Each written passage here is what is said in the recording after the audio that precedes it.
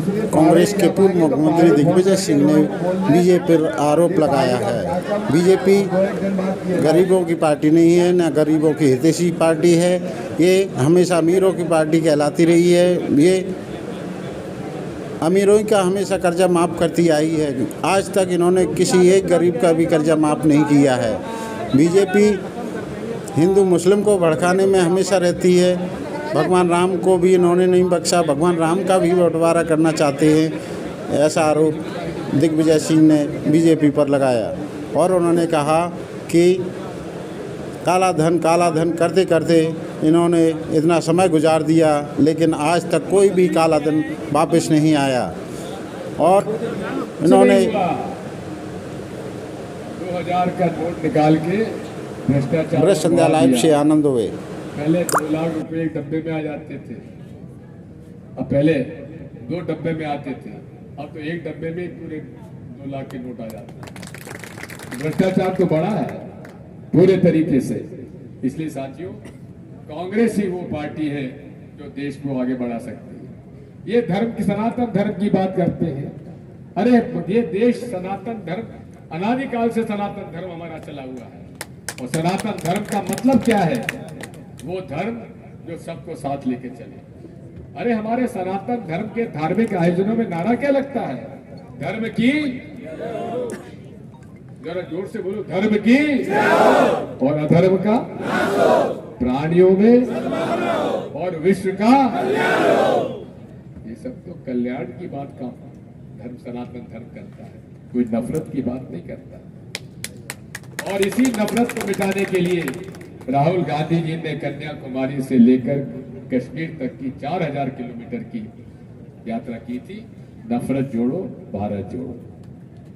कोई धर्म ऐसा नहीं है, स्वामी विवेकानंद जी ने इसको कहा है, चाहे इस्लाम हो, चाहे ईसाई धर्म हो, चाहे सिख धर्म हो, चाहे बौद्ध हो, चाहे जैन धर्म हो, सबका एक संदेश है, इंसानियत, अच्छा इंसान बनो। हर धर्म हमको सिखाता है। और इसलिए धर्म के नाम पर वोट मांगना बिल्कुल सरासर गलत है, क्योंकि हर धर्म में अच्छे लोग होते हैं, बुरे लोग होते हैं। इसलिए इंसान को जिताइए। और मुझे इस बात की खुशी है कि टिकट बहुत सारे लोग मांगते थे, और मैं तो बधाई दूंगा, राकेश सिटिंग एमएलए का टिकट कटा, लेकिन उन्होंने मना कर दिया कि मैं विरोधी बागी कैंडिडेट नहीं बनूंगा। और यही कहा कि जो एआईसीसी का हुक्म है हम उसे स्वीकार करते हैं। राकेश जी, आपको मैं बधाई देना चाहता हूँ। और उन्होंने सहर्ष स्वीकार करके आज पूरे मुरैना जिले में भी दौरा कर रहे हैं। आपको बधाई। और जितने भी हमारे कांग्रेस जन है, सबसे मेरी हाथ जोड़ के प्रार्थना है, ये हमारे संकट काल का समय है।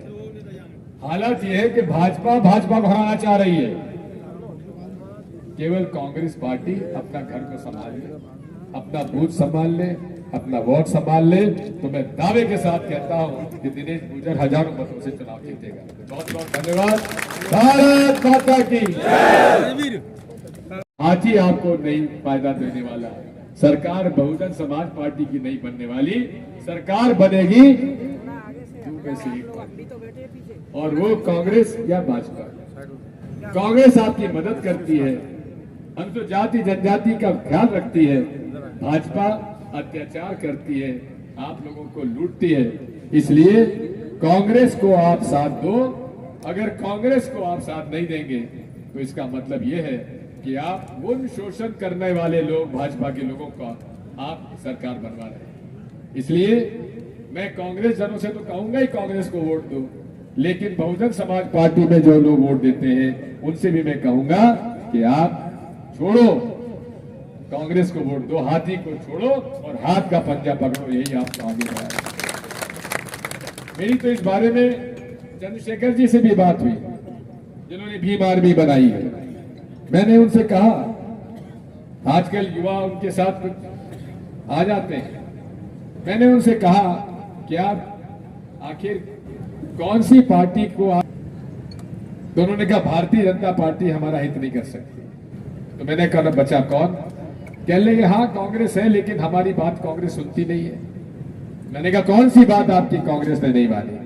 हम एक एक बात आपकी मानने के लिए तैयार हैं। क्या भोपाल डिक्लेरेशन कांग्रेस पार्टी ने, मैंने जब कांग्रेस का चीफ मिनिस्टर था, मैंने नहीं दी थी? जिसको कि आज पूरे देश में भोपाल डिक्लेरेशन को अनुसूचित जाति जनजाति के लोगों के हित का एक पॉलिसी जानते हैं। हम लोगों ने अनुसूचित जाति जनजाति के लोगों के को हर तरह से फायदा पहुंचाया था। उनके लोगों के बच्चों ने को जो सरकारी खरीद होती उनके लिए हम लोगों ने योजना बनाई थी, उनको ठेकेदारी हमने चालू करवा दी थी। ये सारी योजनाएं अनुसूचित जाति जनजाति के लिए की थी। व्यापारी भाइयों से मैं कहना चाहता हूं, कांग्रेस के राज में, विष्णु अग्रवाल जी, कांग्रेस के राज में इंस्पेक्टर राज खत्म हुआ था कि नहीं हुआ था? कोई इंस्पेक्टर घुस नहीं सकता था किसी दुकान में। जो महीना बना हुआ था सेल्स टैक्स इंस्पेक्टर का, वो समाप्त हो गया था।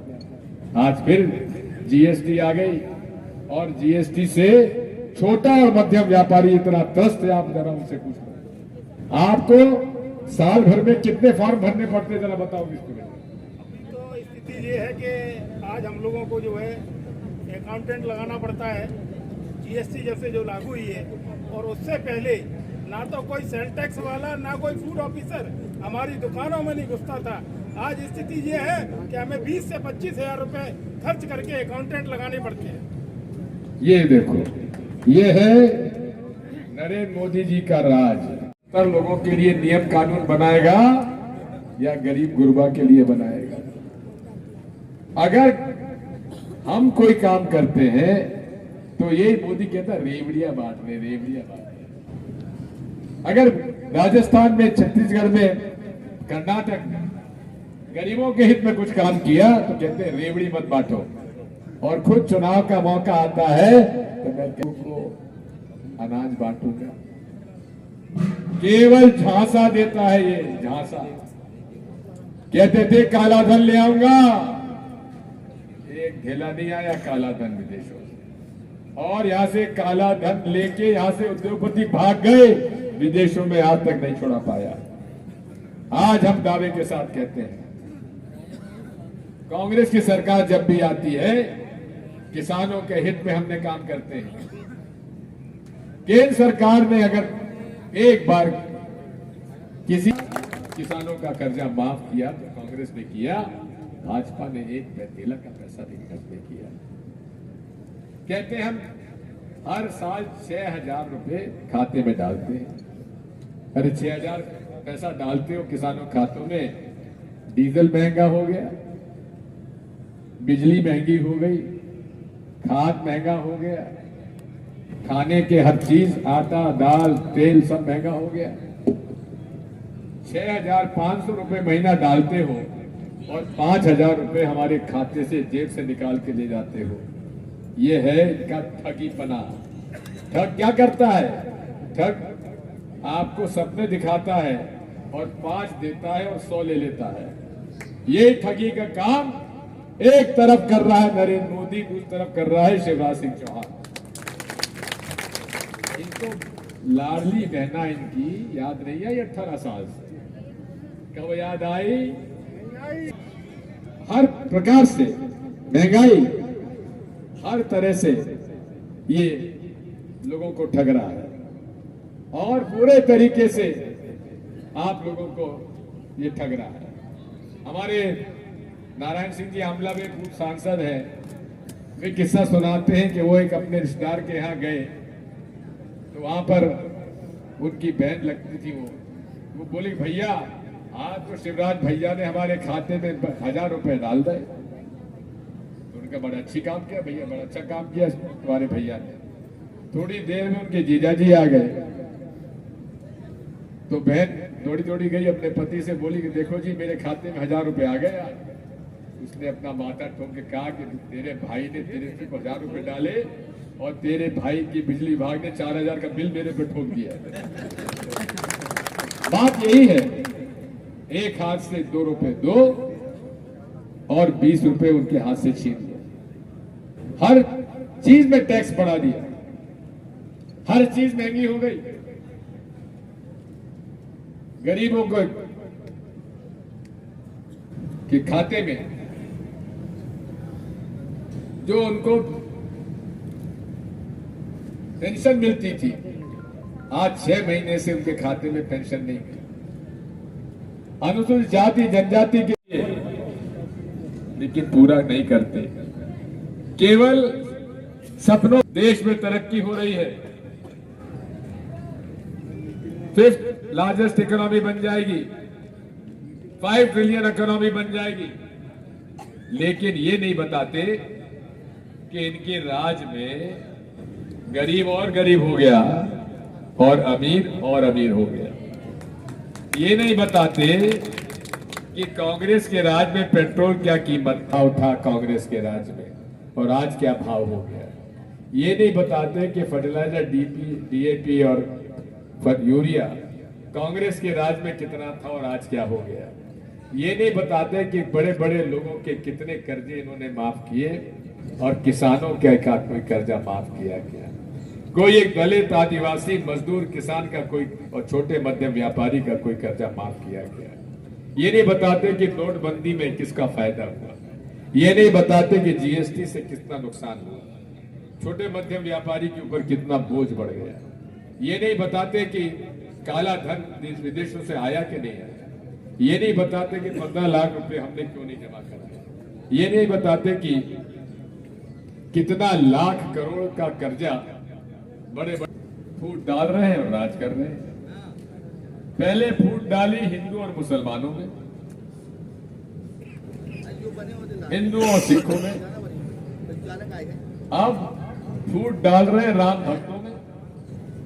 अरे कौन ऐसा यहाँ पे राम हिंदू है इस देश में जो भगवान राम को न मानता हो? कौन हिंदू बताओ? हम सब भगवान राम को अवतार मानते हैं, हम राम भक्त हैं। लेकिन ऐसा ये माहौल बनाते हैं कि भगवान राम का अवतार इन्हीं लोगों की वजह से हुआ हो। जब तक नरेंद्र मोदी अवतरित नहीं हुए थे तब तक भगवान अवतरित नहीं हुए थे। कांग्रेस और भाजपा में बांट है। यहां जितने भी हिंदू हैं चलो हाथ उठाओ।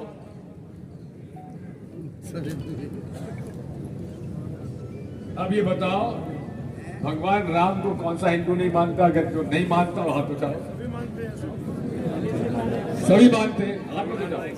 सभी मानते हो ना? हमने तो कहा जो नहीं मानता वो हाथ उठाओ। भगवान राम के मंदिर को आपने चुनाव मुद्दा बनाया हुआ है। मैं कहना चाहता हूं कि हमने चंदा नहीं दिया, हमने भी चंदा दिया। शिवराज सिंह ने दिया 1 लाख, मैंने चेक से दिया 1,11,000। अब बताओ, केवल ये धर्म के नाम पर लोगों का ध्यान भटकाते हैं। महंगाई की बात मत करो जी, हमने राम मंदिर बना दिया। तुम बेरोजगारी की बात मत करो, हमने 370 कर दिया। केवल भ्रम फैलाना और लूटना इनका काम है। आपको मालूम है 9 साल में मोदी जी के राज में बड़े बड़े उद्योगपतियों के कितने कर्जे माफ हुए? मैं आपसे पूछना चाहता हूं, बताओ बताओ, किसी को मालूम है क्या?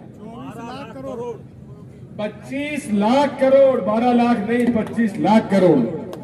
और ये मैंने कह रहा हूं, रिजर्व बैंक ऑफ इंडिया ने आरटीआई के जवाब में ये मौका दिया है। 25 लाख करोड़ का कर्जा बड़े बड़े उद्योगपतियों का मोदी जी की सरकार ने माफ किया है। मैं पूछना चाहता हूं, एक भी किसान का कर्जा माफ हुआ क्या? एक भी मजदूर का कर्जा माफ हुआ क्या? किसी भी अनुसूचित जाति, जनजाति, पिछड़ा वर्ग, छोटा और मध्यम व्यापारी का कर्जा माफ हुआ क्या? तो ये किसका मुख्य प्रधानमंत्री है भाई? केवल 70 परिवार है इस देश में, 70 परिवार जिनके पास अब इतनी संपत्ति हो गई है। चलो शुरुआत करो, आप भाषण दोगे और अपना